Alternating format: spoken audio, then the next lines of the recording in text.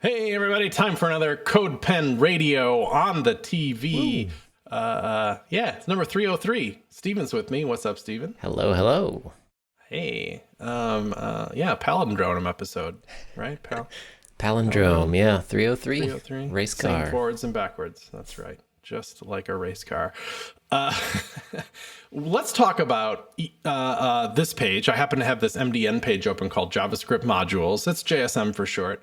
Just kidding. Nobody calls it JSM, even though I wish they would. They call sometimes. Sometimes. That's the file extension. We'll get to that in a minute. More commonly, they're called ESM or ECMAScript modules, and it largely means just like the import and export keywords in JavaScript. And there's a lot to know about them, but when you see something like export or import, we're talking about ESM. It's because, this is no longer something that just bundlers understand. It's something that browsers themselves understand. And believe it or not, it opens up a ton of possibilities on CodePen, which is kind of awesome. Do I have that right? Is that accurate? Yeah, we've really leaned into it over the past few months, and it's opening up a lot of doors. It's very exciting.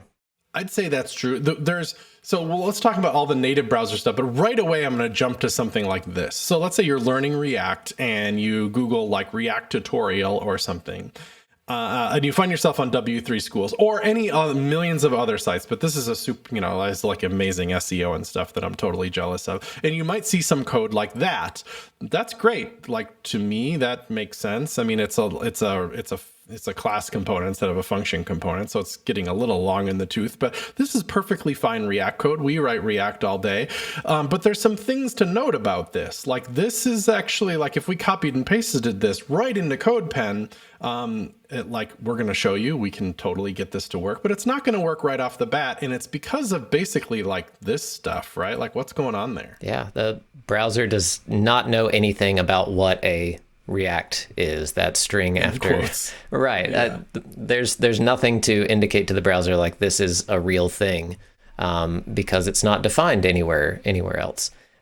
So these are not actual native ES modules. It's kind of dependent on a bundler. So like if you scroll down a little bit, you see like create React app, and like it's expecting you to install this create React app setup. And that's going to add like Webpack or Rollup or all these different things that are actually going to bundle all of your code together so that it can run in the browser. And the browser then knows what React is, or it abstracts away all that kind of stuff. So this line it's really close, but it's not actually ESM. What would make it ESM is if this was pointed at either a fully qualified URL or a relative file path, and it just was left that way to execute that way in the browser, then it would be valid ESM, and that's what we're talking about for the most part. There's a lot implied in a line like this. It's kind of like saying, you're probably NPM installing, and there's probably something called React in your node modules folder and all that, which is not really true on CodePen, but let's get it to work. So I have an empty pen here on CodePen. If I just paste this in here, it's gonna error, right? Yeah. Yeah, so it's going to error, and it's going to tell me, cannot use an import statement outside of a module. And that's kind of a special thing that's like, whatever. We're just going to inject this JavaScript as is onto the page. The browser's going to throw an error, and we're just telling you what the browser is doing there, right? Right. That's a runtime error that's reported from the browser where it's complaining about modules and things. Right. So, Stephen, you worked on this. This is a little CodePen helper, this little yellow question mark. And if I hover over it and click it, it's going to say imports are only supported as native ESS modules. Would you like to replace them with Skypack? What is that all about? So Skypack is a CDN that basically takes packages from NPM or wherever and like bundles them up into an actual native ES module, so you can import and get all the things from it in the browser without having to have any kind of bundler running or installing things. It'll just import those things and run them in the browser. So I'll press the button, replace it, so that word React now has been replaced by HTTPS Right. You know, A CDN real skypack.dev/react. A real URL, and that's, you know, you could even visit it if you wanted to. It's going to show you what Skypack is doing. It's not going to show you a bunch of code. It's going to be like kind of some other export statements. But the fact that it's exporting things, that means it's, you know, it's ESM ready. It's ready to be imported. One more little error it's throwing here. What's that one? So this code contains some JSX, which is also not valid native JavaScript. So it needs some processing in there. So if you click the JavaScript settings and go to your JavaScript preprocessor, we've got a note in there about Babel. So if you select Babel, that will allow you to actually do the JSX and all that. Babel translates that into React's create element function and gets that so it actually runs in the browser. Fantastic. So now our imports are working from React. I just made an element with an ID of root so that React can find it and rock and roll. Hello world.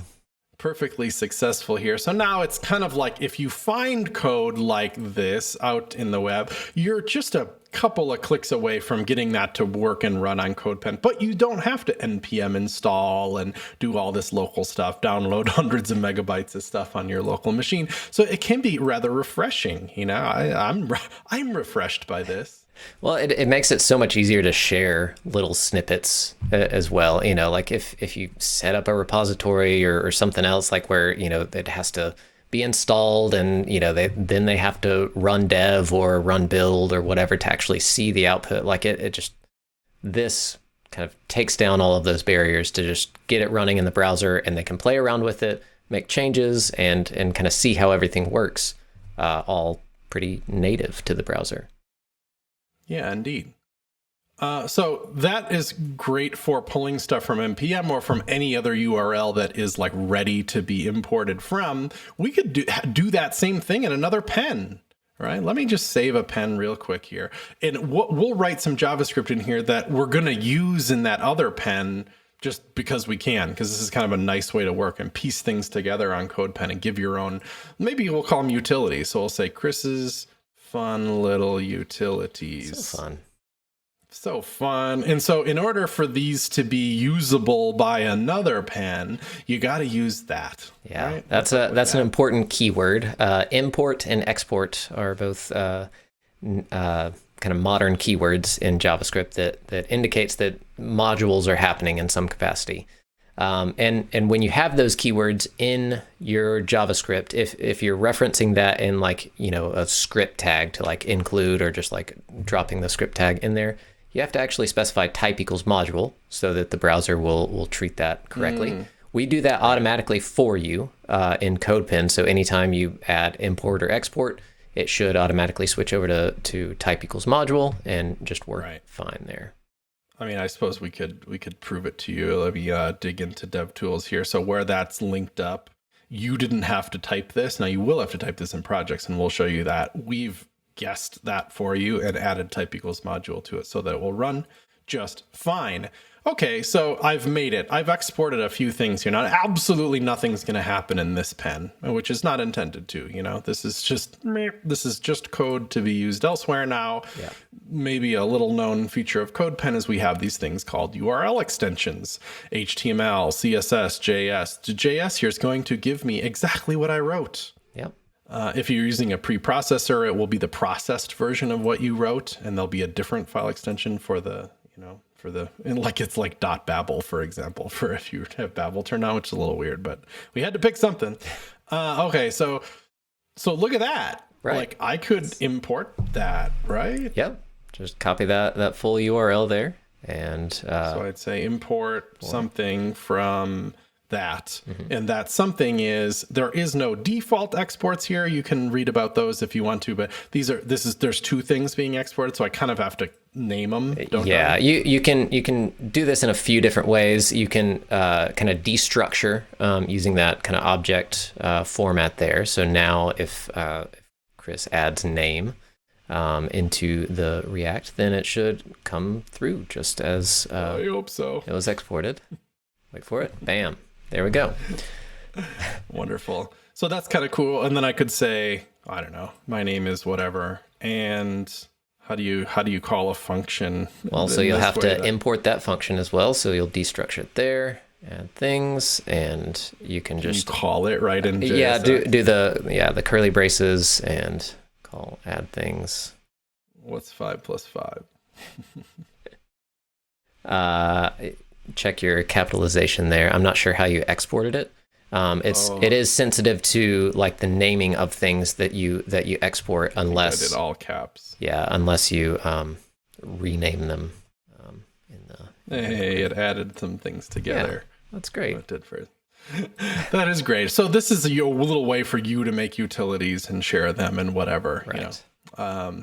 So I think that covers that. Look at how well that works. That's kind of awesome and fun. Yeah. Let's show you how they work in projects as well, because it's a little bit more like raw, or I don't know how you might use them kind of normally in a normal file system. Yeah, it takes a little more manual setup, but not dramatically. No. The main thing you're going to want to remember when doing a project is setting type equals module if you want to have the browser treat those import statements correctly. So your index.html. Yeah, let's do it real quick, and then we'll say do thing. I have a little idea here for a thing that I thought might be kind of fun to use, where we do kind of both. We pull something from npm and we write our own little exports here. So let me see here. Let's do, how do I want to do this? Let's make a main.js, right, which is the main thing that we're going to link up. And just like Stephen was saying, that's the important thing you got to remember if we're going to be using import statements in there, is we're going to write a script, but the script is going to be of type module. Mm-hmm. Can't forget that, or it literally won't work.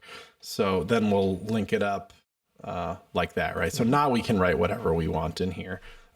We could write console.log cool or whatever, and it will execute that, right? Yeah, it should. I think so. Console cool. Yeah, got it. Wonderful. So let me find my little fun idea here. So here's this something I just, you might be reading tech news and be like, oh, cool, look, I want to use this thing. It's called typical or typical, I think, because the point of it is that it's doing typing, right? Yeah. And it always says something like this: oh, just npm install it, and then you can do it. So you're like, oh, but like, I don't want to. Right. You know? I just want to play with this. Let me try it out. So let's grab it, or let's grab its recommended version of it, and we'll paste it in the project that we're playing with. So we're not going to console.log. We're going to do that. It's going to do the same thing. Stephen's little fancy widget where it says replace it. Wonderful. Then it needs an element. Element is just, you just got to know this about JavaScript. It's some JavaScripter just be like, just get a reference to the element. But we'll call it type or something, type. So now something has an ID, and if we like query selector for type or whatever, right? So document dot query selector, we'll search for type, and then it's going to type in there. Well, what kind of text? Close your parentheses there after the. Oh, on my. Yeah, there you go. Thank you. So let's make like a utils folder with some of the same type of stuff, utils.js, as we did in the pen, right? Mm-hmm. Like, let's do that just to show you how it would work locally. Here's my thing. I could have just pulled them from there, but in a project, it's more likely that all your files are together, But anyway, so there's that. And then now we can import. So now we're importing something from npm, and we're going to import locally. So we're going to import name from, what is it, utils.js. And then instead of text, we could just say name. So now that should work, right? It should. Let's find out. Hey. So? Oh, look at that. That's amazing. But there's no styles. That's no fun. Yeah. Style.css. I'm going to use my fancy my center thing to kick that into the middle. Although you can't forget to reference it in your HTML. This is definitely one of the things about projects. It just kind of requires you to know a little bit more about how pages are set up and work, but it gives you the full flexibility of a file system. Cool. So that should kick it to the middle, and that's not fun enough. We got to go font. Let's make it a little thick. Let's make it like I don't know, 8 viewport view max or something with a 1 line height and system UI, let's say. Don't forget your colon there. Thank you. Wow. Oh, beautiful. Look at that. So look at this ES modules action happening here. That's very satisfying, isn't it? It is. Speaking of satisfying, our sponsor this week is Jetpack. Jetpack is a very satisfying project, I find. It's a plugin for your WordPress site. You know, for something like blog.codepen.io, we use WordPress. Our blog is in WordPress. This podcast that you're watching is in WordPress. This documentation page we do is in WordPress. We've done other stuff in WordPress. We've sold things through WordPress. We've run meetups through WordPress, do all kinds of stuff through WordPress. A great piece of software. But how do you sleep at night? Well, what if something happened to the site? Where are my backups? What if I screw something up fundamentally with the site? Well, one of the many things Jetpack does is it handles a bunch of security stuff for you. So that's very satisfying to just install Jetpack, flip a few switches, and know that your site is being protected more. But it's also backing it up. And it's backing it up in the way that like WordPress.com backs up every site on it. You know, this is from automatic. This is from the WordPress.com people. Just the other day, I needed this so bad. I screwed up some content in a way. It's like a long story, but it was like kind of a legit way to screw up content. So I'm not even mad at the software. I'm mad at myself for the workflow thing. And I found the exact moment in time with the content that I needed that I changed in the backup log that Jetpack provides, downloaded it, grabbed the SQL file, loaded up in a local database, plucked the content out, and I was so satisfied and happy that I had Jetpack's real-time backups to do that from. Otherwise, the content just would have been lost forever. So just one of the like dozens of things that Jetpack does, which makes it a no-brainer for me installing on every WordPress site I have. There's some more to talk. What's that, Stephen? I've used Jetpack before, and it was a big help when I was setting up client sites on WordPress.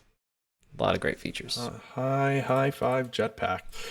We'll send you some links to some of this stuff. Like using Skypack here is like, there's nothing to learn really about Skypack. You just kind of use it. But because it opens up the world of NPM to you, there's lots of like, basically its usage depends on what you're trying to pull from NPM and do. Yeah. So for example, what's a fun one? This date picker is pretty fun. It's just like, you pull the date picker from the Duet date picker thing, and then you just use it like a web component. Yeah, it's a full-on custom element, so it doesn't require React or anything like that. It's just it runs right in the browser there, and that's really cool. It's amazing.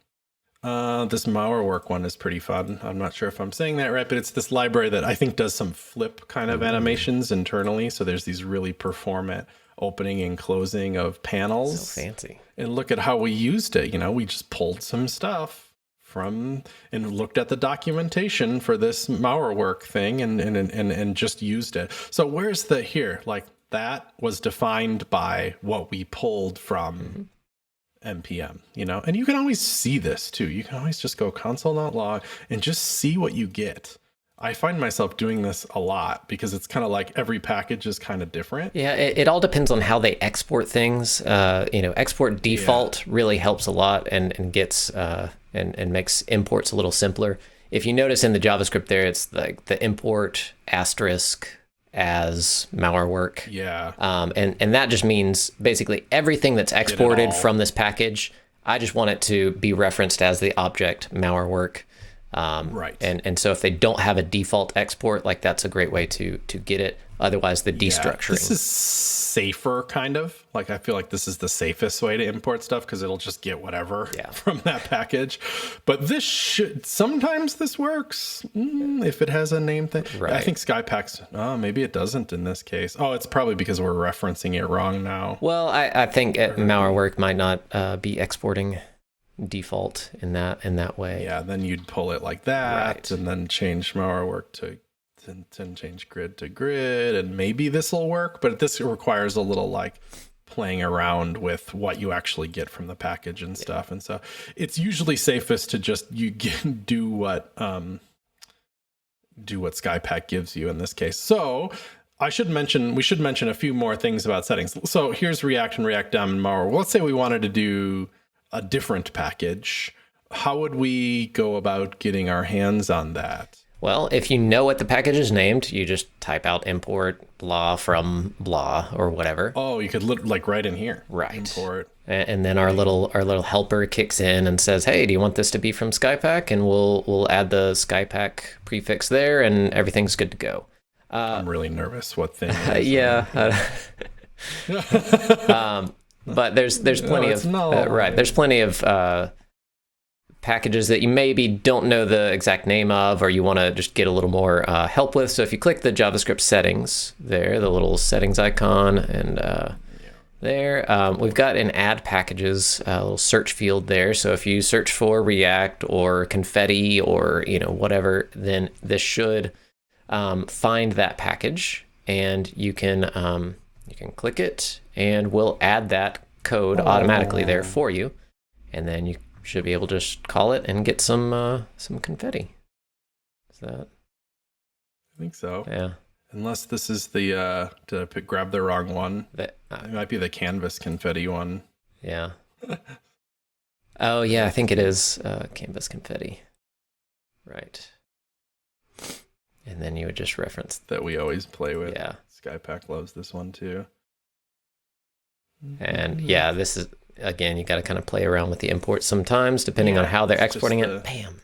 Look at that. Nature of the beast there. That is great. What is it? Command Shift 8 or 9 to rerun?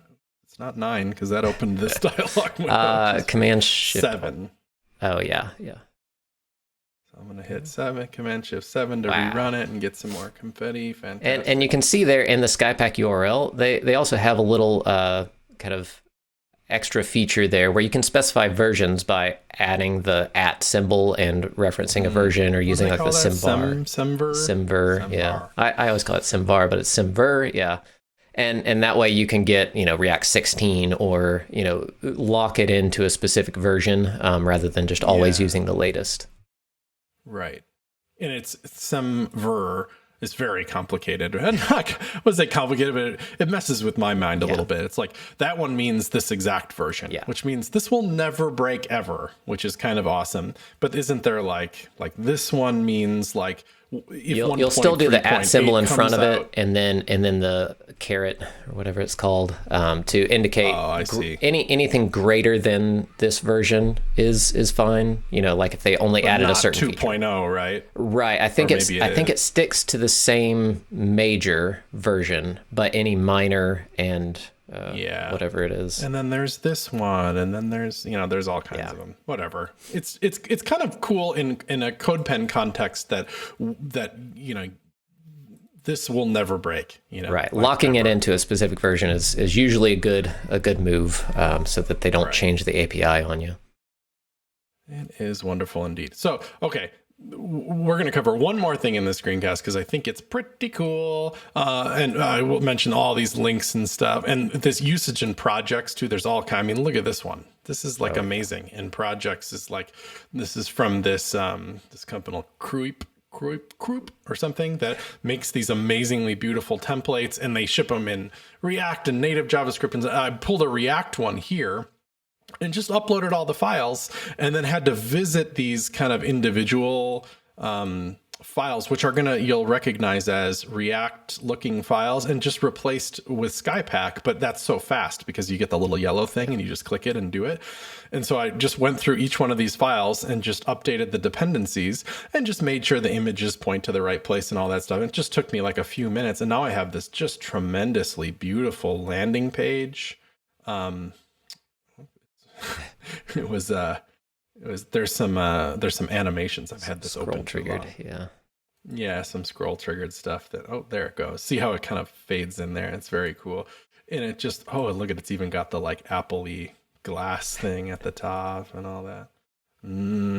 Beautiful landing page, all powered by individual React components and other things it pulls from NPM, and Tailwind is doing the styling and all that stuff here. Very powerful that you're able to do this on CodePen through that. So that's, I do think the React thing works pretty nicely for this. For one thing, you can still bundle too. We didn't mention that, but under processing, you can kind of give it an entry point file and it will bundle everything together. And then your JSX is going to work. Whereas if you don't turn on a bundler, it's not going through Babel then, and you're not really writing JS, or you're not writing React with JSX. So yeah, but still, projects is it. great for React projects. That's kind of its bread and butter, and it would work with Preact and stuff too. But if you want to use Vue, you're probably better off using our Vue-based editor, right? Yeah. So when you go to make a new pen, there's a little drop-down menu on the home page that you pull down, and it allows you to create things in a couple of specific languages. But this import concept, this took a little extra elbow grease from our end, but we got this to work too. So how does this work? Yeah, so the Vue Editor is essentially just a Vue single file component, which means you have your template, your script, and your style all kind of in one box. So instead of the way we typically break out HTML, CSS, and JavaScript, Vue single file components kind of encapsulate all of those in these special tags there. So with imports in Vue inside of your script tag, you would just add your ES module import there, and then you can reference it however in your actual component definition. So that export default there is the component definition. And we've added a method that does something, and that something that it does is confetti. And then there's an action in the template there, an event listener for the click that generates the confetti. Yeah, great. So this is fun all by itself. This is just like any Vue button in the world, or any Vue anything. You just made this self-contained, perfectly little acceptable Love it. Vue button. But what if you want to then use it in something else? And this was something, a number of users of CodePen wrote in about, like, this is great. Like, there's, thanks for this editor. But the way that Vue files normally work is you kind of, you have like a file system and they reference each other. Right. Splitting things out into individual components with each one being its own like single file component is one of the big benefits of Vue. So now with ES modules and adding that support in there for it, you can actually import another pin as... So this one pulls something from Skypack. This one pulls that very button. So all you had to do was pull the button, say that you're going to use that button. That's just a Vue thing. And then you can just use that in the template. Yeah. Which is just amazing. That's awesome. So now you can kind of piece together Vue projects from multiple single file components just within multiple pens. Yeah, and all those styles should come over, and all the special methods and everything. It's all encapsulated in that one little import. Yeah, very cool. If you're eagle-eyed astute, you can see I'm on a .dev domain. So that's we're going to ship it later today. So just saying, it's a little sneak preview. Keep an eye out. Keep an eye. All right, Stephen. Well, thanks for hanging out with me while we looked through all this. I hope everybody has a greater understanding of what ES modules are and packages and CDNs that host those packages and how it all works on CodePen. That's right. Have fun.